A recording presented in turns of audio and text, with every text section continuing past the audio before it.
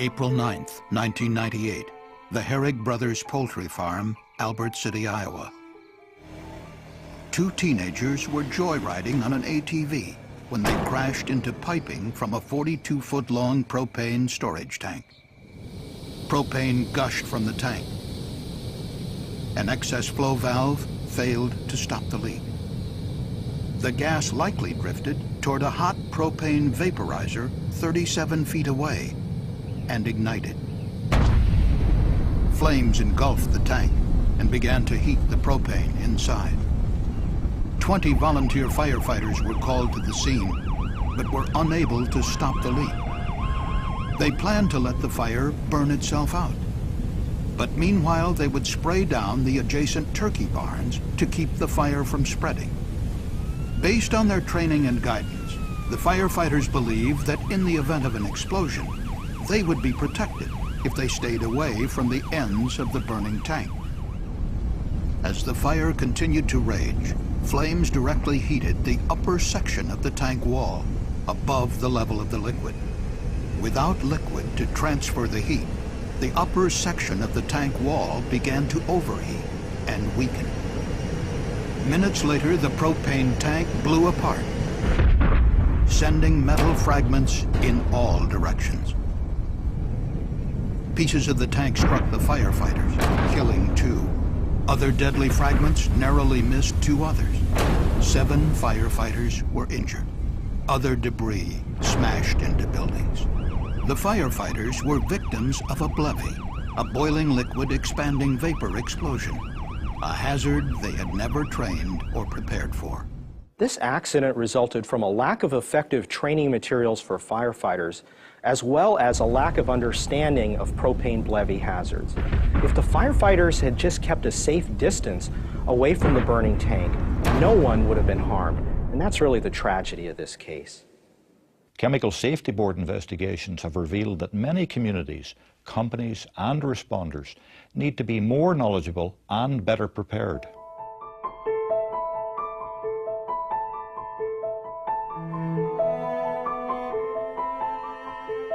Ghent, West Virginia. 2 emergency responders and 2 technicians are killed when propane explodes and destroys a convenience store. Dalton, Georgia. Police and EMTs drive into a toxic vapor cloud that forces them to retreat and leaves them injured. Danvers, Massachusetts. Residents, authorities, and firefighters are caught by surprise when an ink manufacturing plant near a quiet neighborhood blows up in the middle of the night. Chemical accidents like these present unique challenges to planning officials and responders. The CSB has found recurring difficulties in 3 key areas: training, communications, and community planning. You have to understand the hazard.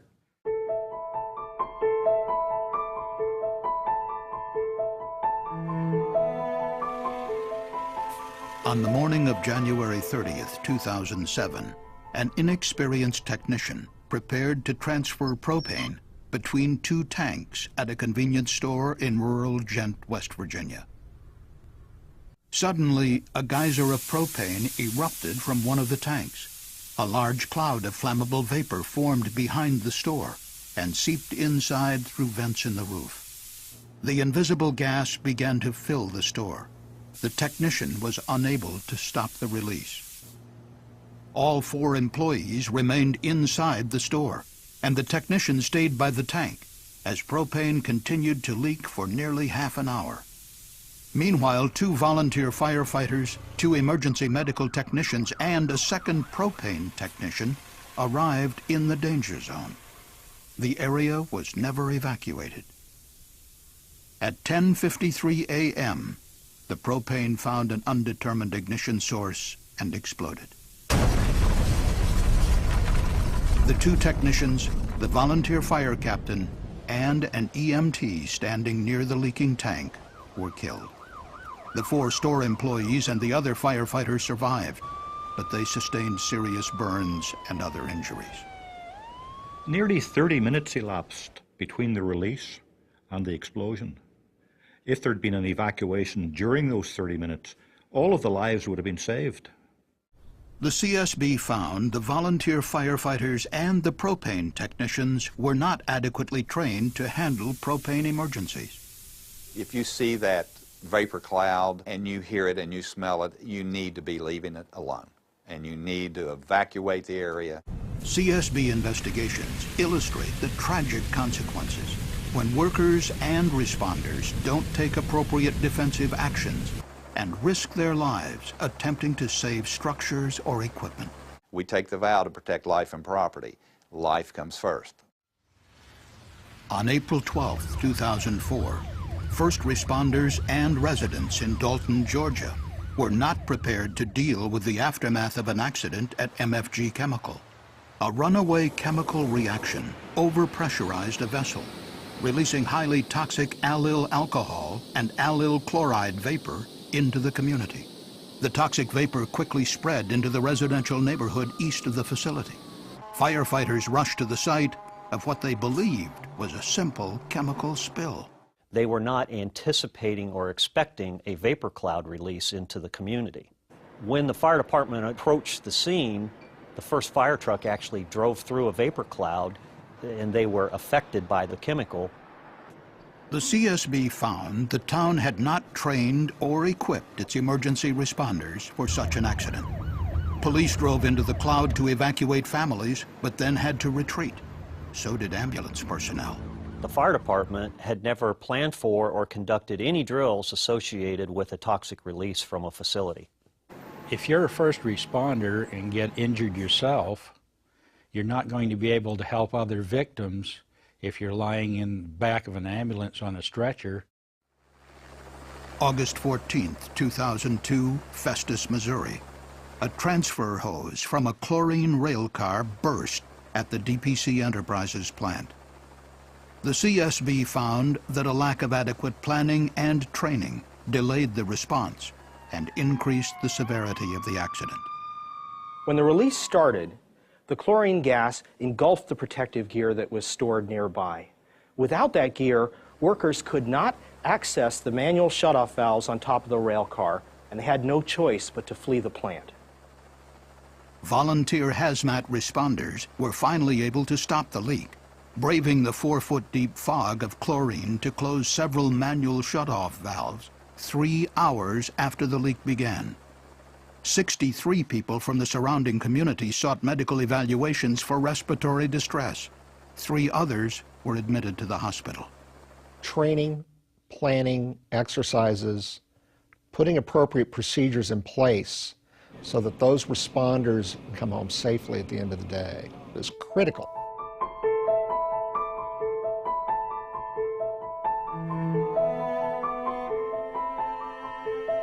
We just have an emergency alarm in progress right now. Do you know what area of the plant or anything? Well, I can't give out any information. Like I say, we will contact you with the proper information. In August 2008, a chemical explosion occurred at the Bayer pesticide plant in Institute, West Virginia. 2 workers were fatally injured. Authorities told tens of thousands of residents to shelter in place. Responders struggled to learn what chemicals were involved in the accident and what precautions they should take. We had reports it was in a larvae unit. Are you able to confirm or deny that? No, that's all. I'm only allowed to tell you that we have an emergency in the plant. At the end of the night, I knew no more than I knew driving up Interstate 64, and that was approximately 6 hours later.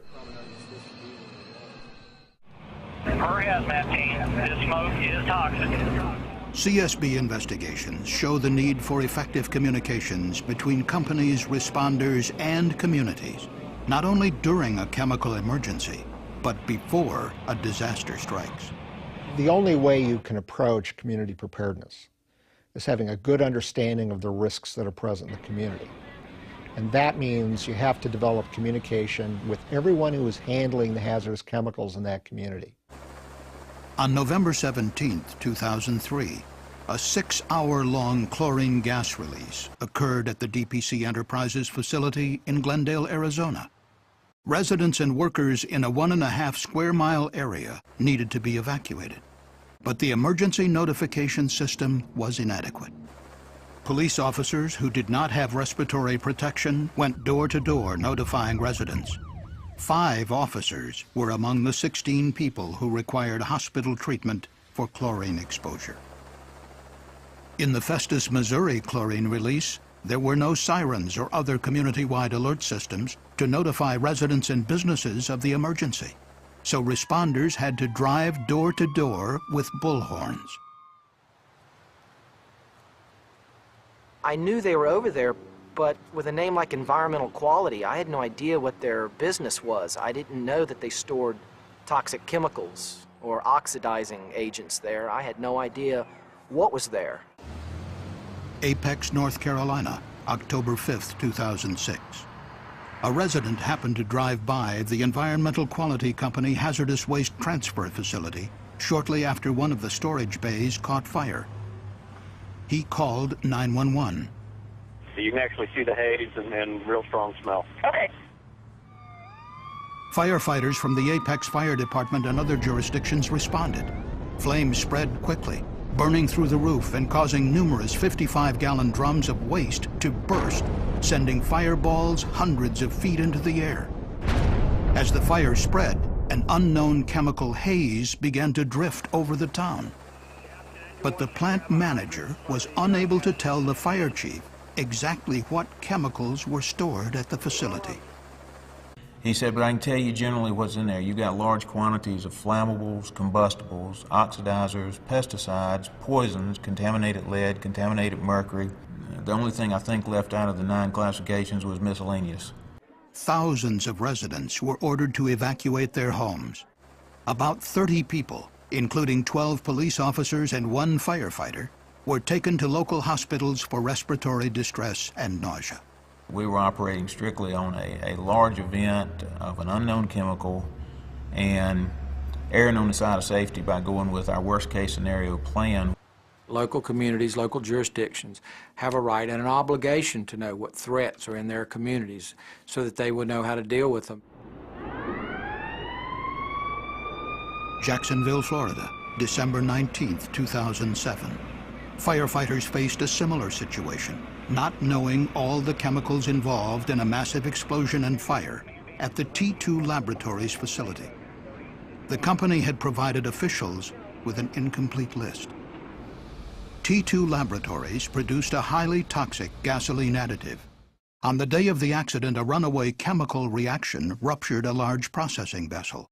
The contents ignited, creating a fireball and mushroom cloud that rose some 2,000 feet high, dwarfing the towers visible in the foreground of this Coast Guard security video. Surveillance cameras showed the resulting blast wave blowing out windows of nearby businesses and injuring office workers up to 750 feet away. 4 workers in the plant were killed. 33 other people were injured. So within 10 minutes on the scene, we had a good grasp of the magnitude of the problem. This facility housed multiple types of chemicals, and for our perspective from the hazardous material side, it makes kind of a worst case scenario. I truly was concerned for the safety of the people that worked with us. You had cars on fire, you had shrapnel everywhere, you had small explosions continuing to take place, and we just go back and rely on our training. The response to the T2 explosion by the Jacksonville Fire Department shows the importance of pre-planning, training, and conducting exercises and drills. And the response was very effective with no injuries of any first responders.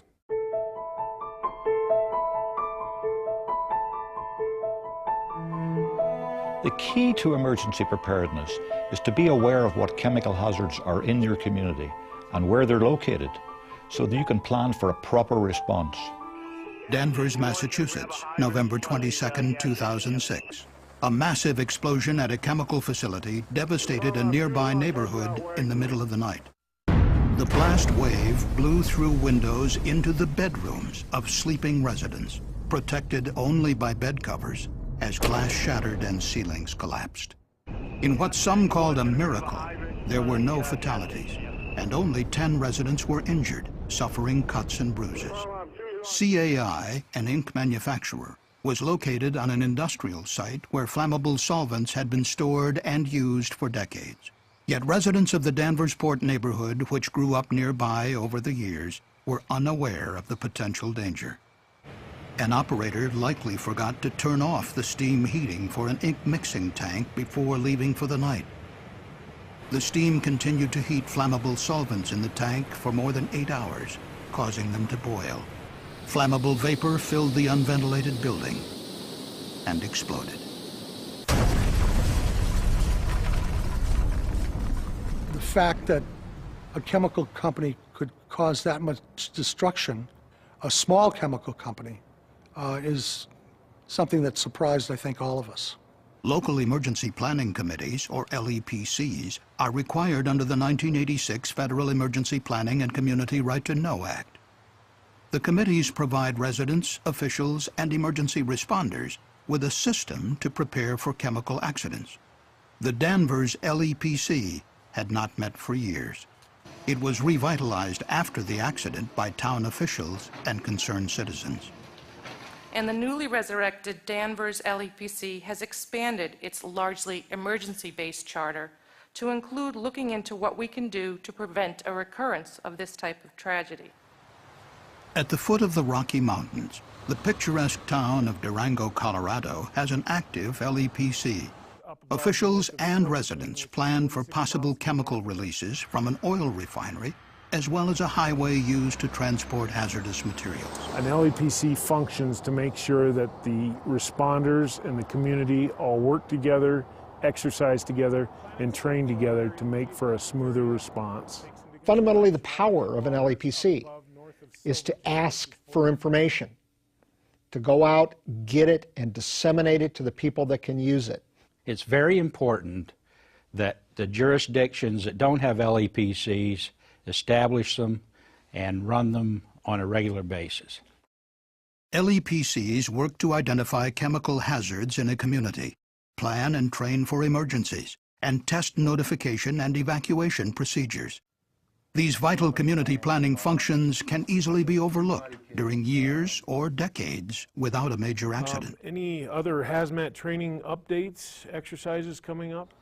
We had no idea that this could happen to this company. So just please be aware of what you have in your community. Frankly, every town has facilities in it that are capable of producing very serious accidents that are not well understood by the local community. Have an emergency plan that is flexible enough to adapt to situations as they might arise. Be prepared.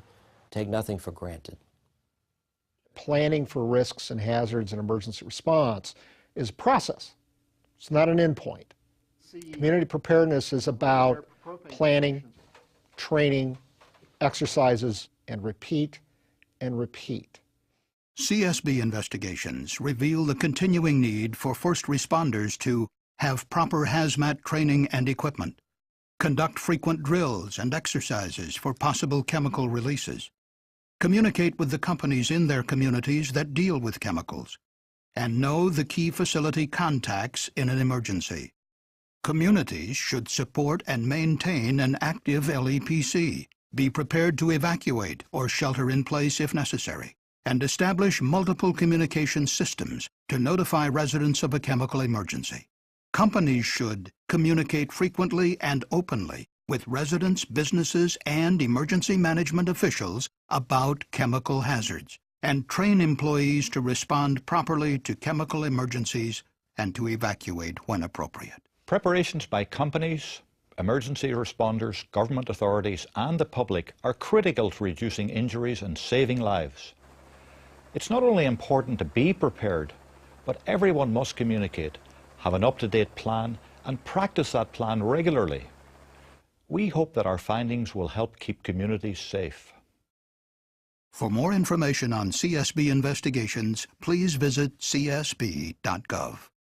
Hey, this is Metro 911. What do we have? Do you know? We have an emergency at the Bear Crop Science Plant. Right. And the only information I can give you is that you might want to alert the community My supervisor informed me to tell you to alert the community that there's an emergency in the plant. 911? Yeah. Yes, this is Steve at the main gate. Okay. We need an ambulance immediately. Okay. For a burn. We have a burn patient. Burn patient. Yes. What happened? Do you know? And well, I can't give out any information until I get my information. Okay.